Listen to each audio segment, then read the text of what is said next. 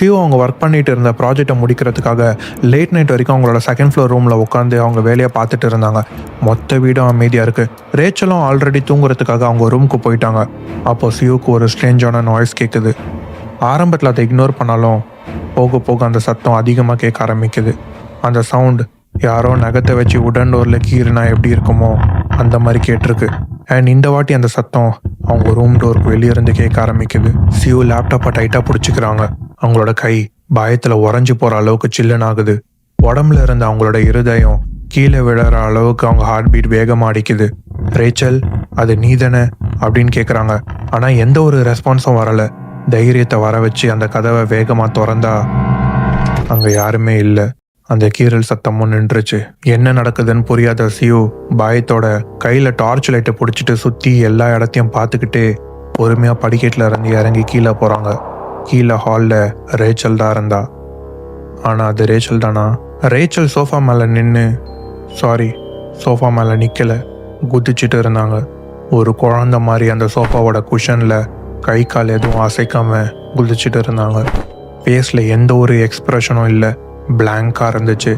அதை பார்த்தா சியூவோட உடம்பெல்லாம் பயத்தில் நடுங்க ஆரம்பிக்குது. மனசெல்லாம் வேணான்னு சொன்னாலும் வேற வழி இல்லாமல் ரேச்சல் அப்படின்னு கூப்பிடுறாங்க.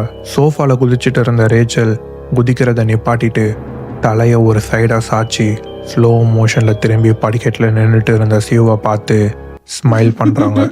அந்த ஸ்மைல் நார்மலாக தெரியல. அவங்களோட உதடு காது வரைக்கும் ஸ்ட்ரெச் ஆகி கண்ணு கொஞ்சம் கூட சிமிட்டாம ஒரு மான்ஸ்டர் மாதிரி சிரிச்சுட்டு இருந்தாங்க. கிரைம் ஃபேம், இப்போ யோசிச்சு பாருங்க, இருட்டில் தனியாக இருக்கவங்கள பார்த்து ஒருத்தவங்க அந்த மாதிரி சிரிச்சா அந்த இடத்த விட்டு ஓடிட மாட்டீங்க. அதை தான் சியூவோட மூளையும் சொல்லுது, அங்கேருந்து ஓடு. ஆனால் பயத்தில் சியூவோட கால் ஒரு அடி கூட எடுத்து வைக்க முடியல. ரேச்சல் சியூவை நோக்கி நடந்து வரா. கிட்ட வர வர அவங்க முகத்தில் இருந்த அந்த சிரிப்பு பெருசாகிட்டே இருக்கு. இன்னும் கொஞ்சம் சிரிச்சா கூட அந்த உதடு கிழிஞ்சிருக்கும். அந்த மொமெண்ட் தான் ரியலைஸ் பண்ணுறாங்க, அவங்க முன்னாடி நிற்கிறது அவங்க வீட்டு சர்வன்ட் ரேச்சல் இல்லை. உயிரை கையில் பிடிச்சிட்டு அங்கேருந்து ஓடுறாங்க. சியூ திரும்பி பார்க்கலனா கூட ரேச்சல் பின்னாடி துரத்திட்டு வர்றது அவங்க காதில் கேட்குது. இன்னும் வேகமாக ஓடி அவங்க பெட்ரூம் டோரை லாக் பண்ணிக்கிறாங்க.